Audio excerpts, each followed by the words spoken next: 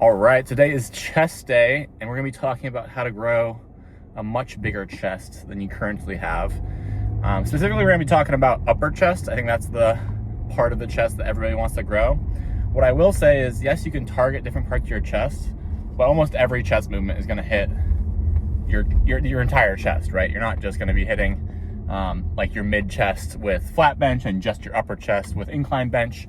You're really gonna be hitting all of your chest, but there is some movements we can do to bias parts of our chest. And I think upper chest is one of the ones that people want to grow the most. So we'll be going through some movements. I think the key with growing a chest in general, and really with most muscles, is a deep range of motion, a deep stretch, and progressive overload, right? So we're gonna be starting with incline bench press on the Smith machine. It's really, really great when you're by yourself because you can overload the weight a lot. And when you get to failure, you can just rack it. So we'll start with that. We're gonna do a bit of smaller movements that are nice for pre-fatiguing, but we'll talk about that a bit more when we get in there.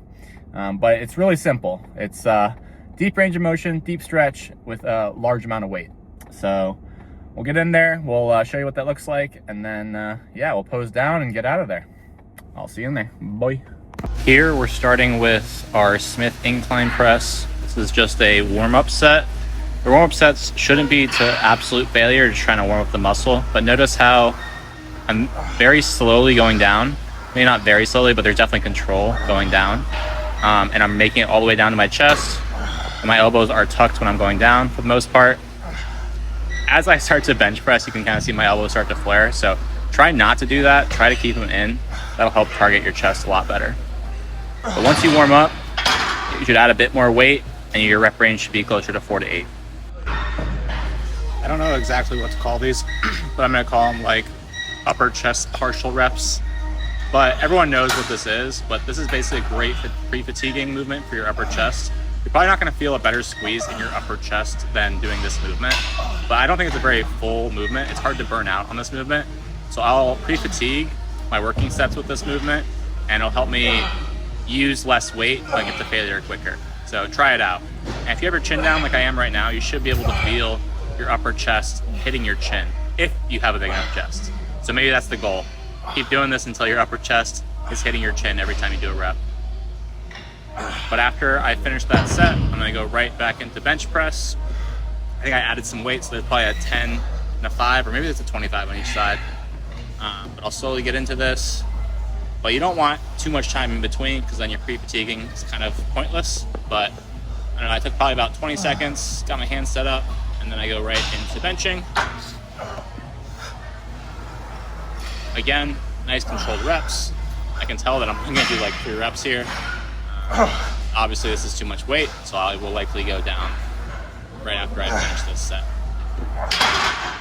Yep, there's your 3 reps, and me saying it is far too heavy. Okay, so here we have dropped the weight a little bit.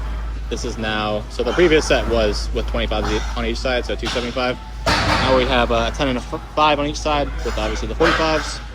And it's a bit heavy still, I won't lie. I think today I was feeling a little bit weak, but this is 4 reps. And so we only got 4, I decided to drop set it. I'm gonna save you the moving back and forth here in a second and just cut to the drop set. So yeah, I took the 10 and the 5 off, now it's just 225. And I'll go ahead and burn out the rest of these reps. And this is probably the working weight I should be doing on incline. Going forward, I'll likely do that. I think finding like a good 6 reps each time on your first couple sets is a good weight. So I like the 4 to 10. If anything's above 10, I usually go up in weight. But I usually sit around 4 to 6. Now here we have our shoulder press superset with our rear delts. I really like a heavy shoulder press. This is too heavy. I was just feeling it out. I've been at 80 for a while. I tried 85 my last day, but I just wanted to try the 90s. I only get like 4 reps, so I did go down on weight in the next couple sets. But I really like shoulder presses on chest days. I hit my shoulders with my chest on chest days. So this deep range of motion is so good for your front delts. And the thing is, with a lot of pressing movements, you're working your front delts anyways. So I highly recommend a shoulder day on your pressing days, because more likely than not, you're already hitting your front delts anyways, so might as well hit the rest of your shoulders. So here I bust out 4 reps, and then I will go ahead and put the weight back and grab the 80s because I realized it's way too heavy again. So today, I guess I had some sort of problem with my ego and I was lifting way too heavy, which will happen. So now we're gonna go right into our rear delt superset. So you can tell I'm leaning over on the bench and then just driving my elbows straight up. You can see at the top range of motion, my rear delt activating. There's not very many movements for rear delts, but this is one of my favorites. So you really can just spam this one, only do this one to grow your rear delts. But rear delts are super neglected, so make sure you do them. All right, set number 2 is starting now. Drop the weight to 80s. And you can see that I'm really controlling the weight, going the entire range of motion. A lot of people don't go the entire range of motion. I think it really just depends on how flexible your shoulders are. The deeper you can go, the better. But if you're starting to feel shoulder pain when you go all the way down, just go to that, like, I don't know, a bit more than 90, but not all the way down, and that should feel a bit better. But here, I'm gonna probably do one more rep, really slow on the way down, then everything I got on the way back up. And that's definitely gonna be the last rep. What I really like to do is slow the weight, maybe keep it at like 90 after I get to failure. And that's something you can do with a decent amount of pressing movements, is once you get to failure on the concentric or like the pushing part of the motion, you can really control the eccentric, so the negative part of the motion, and be able to burn out a bit better that way. But here I'm doing another set of rear delts. These, you kind of get to the point of being super burned out. You kind of just got to stop. But yeah, you can kind of keep going forever on those rear delts. So you kind of got to decide when your rear delts are burned enough to stop. Final set here. I decided to stay with the 80s. They're feeling pretty good. There's no reason to drop the weight unless you're feeling like A, it's too heavy and you're not getting enough reps, or B, it just is like hurting for whatever reason. So I stayed with the 80s, and we'll likely put out like 5 or 6 reps here. But again, super controlled, super deep stretch. That's how you're gonna grow any muscle, but I think shoulders and chest are some of the 2 most sought after. So if you want larger muscles quicker, I highly recommend doing a deep stretch where you can. If you hate this rear delt movement right here, there is another one on the rope. It's the face pulls. Maybe I'll do that next time so you guys can see what that looks like. But I find that this hits, what I'm currently doing, hits the rear delts much better than the face pulls. The face pulls are kind of like rear delt / side delt action, whereas this is much more just rear delt. But try both, see what you like, and definitely do one of the 2. All right, we're moving on to the pec deck. So you'll notice that I went from a heavy chest movement, my big compound movement, to shoulders. The reason why I do that is I like to get most of my compound movements out of the way and then finish with some isolating movements. I also like to finish with chest because then my chest is more pumped, which looks better for the pose down, versus where my shoulders are still going to be pumped because this movement right here is still going to hit your front delts. You can see my front delts getting activated while I finish the motion in the front there.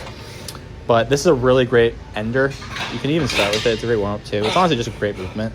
But I like it towards the end of my workouts because I think it really helps pump up the rest of my body. It also hits my shoulders. So yeah, just a great end of lift move. Second set here. So what you really want to be focusing on, especially towards the later movements in your chest day, is that squeezing in the middle.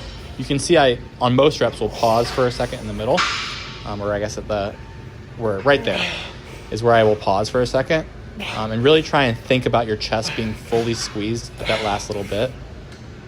And pec deck's a little weird. You get to the point like where you just can't go past a certain point, and that's when you know you've hit failure. Third and final set here. This is where I usually do a drop set. So I'll keep the weight for all 3 sets, but once I burn out on that weight, which is coming out very soon, I'll click down a couple notches, usually like 2 or 3, and then try and burn out until I literally can't move at all. So that'll probably happen right now. Yep. And you keep the same squeezing. You shouldn't be going any faster once you drop set. Keep the same squeezing motions and really try and feel your chest being flexed in the very end of the motion. So I wasn't able to get a ton of reps there, but it was a decent drop set. Now this is one of my favorite finishers for my chest shoulder days, and it's pretty obvious as to why. you're hitting a massive amount of shoulders and you're hitting a massive amount of chest. And this is gonna pump up just both immaculately. You also can look pretty crazy doing it because your front delts get super activated, so all the vascularity in your shoulders and in your arms is gonna be pumping, as you can see with me here. But I love drop sets here. Even if it's not my last set, doing drop sets feels amazing. Let's see what we got going here. Oh.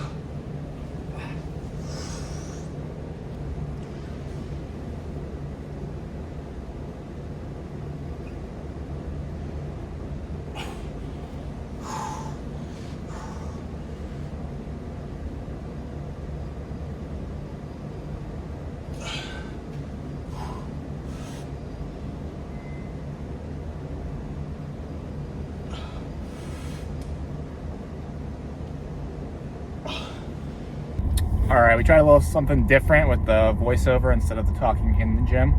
We'll see how it goes. Tell me how you like it. But yeah, that was a pretty awesome workout. I think I really wanted to focus on that incline because that's what's gonna grow that upper chest the most, that part that gets the most neglected or is the hardest to grow, let's say. And I wanna talk a little bit about set size or numbers of sets per workout. I think there's like a stigma or just like an unspoken law that 3 sets is like the magic number. But there really isn't a magic number. I think it's, as you work out more, you can kind of feel when you're fatigued or you're at your stimulus peak for each workout. And that can happen after 1 set, or that can happen after, 6 sets, right? So it really just depends on what the workout is, what the muscle is, and sometimes just how hard you're going. So for me, usually 3 is a pretty good starting point. But there's usually 2 reasons why I'd either increase that or drop that. So when I usually go to drop the number of sets, it's because either like I go from like, instead of doing, I was gonna do 3, but now I'm only gonna do 2. It's usually because either it doesn't feel great, so it just doesn't like quite hit the muscle how I want it to, or it's just like something weird is being felt inside that muscle. Or number 2, those 2 sets absolutely cooked me, and there's like really no point in a 3rd set because I'm not gonna be able to move the weight around like I should be able to get the stimulus. So it either doesn't feel good or feels so good that I'm good after 2. So really, as you work out, I think you'll get a better feel for what that looks like for you. But I think 3 sets is a good starting point if you're like kind of unsure. But if you're pushing sets to like really close to failure, you're probably not gonna need to do 3 sets for every single movement you do in a workout. Like for my incline, I probably did 4 or 5 sets just because it feels really good on my chest. But with a lot of my shoulder movements, I only did 3. And then with the superset, at the end there, I did 3 of each, but I think that was like more of a burnout set. So I was doing drop sets. So drop sets, I think, are the key to getting yourself pumped up. And pumps don't correlate to muscle growth necessarily, but they are really freaking cool. So if you are ever trying to get a really crazy pump for a photo or whatever it is, highly recommend drop sets. Even do 2 sets of drop sets. So, and that'll really get you fatigued. Like the fatigue ratio is crazy on drop sets. So all that being said, that's all those movements are a great way to build your chest. There's obviously some shoulder movements in there that, I threw in there because I do shoulders on chest day, but I'm probably gonna focus on just the chest movements for the video. And you'll see maybe some of the shoulder movements in some shorts. But yeah, that was the workout. We're gonna go eat some food, get some protein in now, get a bit more carbs in. I had probably about 150-ish grams of carbs before that workout, probably like 2 or 3 hours before. So, and like there's like an hour workout. So yeah, towards the end there, all those carbs were flowing through me as glycogen. And yeah, the pump was really sick. It's, again, the freaking lighting, man. I tell you what, it makes or breaks my dopamine hits from my pose downs. But it was decent. It was better than it has been as far as posing. It's just the camera makes it so hard. I feel like anyways, it's not important. But yeah, that was it. I'm gonna chill and then do my cardio later. And yeah, that'll be the day. Tomorrow is gonna be arms and back. We're gonna really focus on our back tomorrow. We might just kind of maybe do 1 or 2, like 1 superset for arms and just call it good for arms, and just really blast our back and really focus on our lats in particular. So yeah, looking forward to that. All right, until then, stay huge. Bye.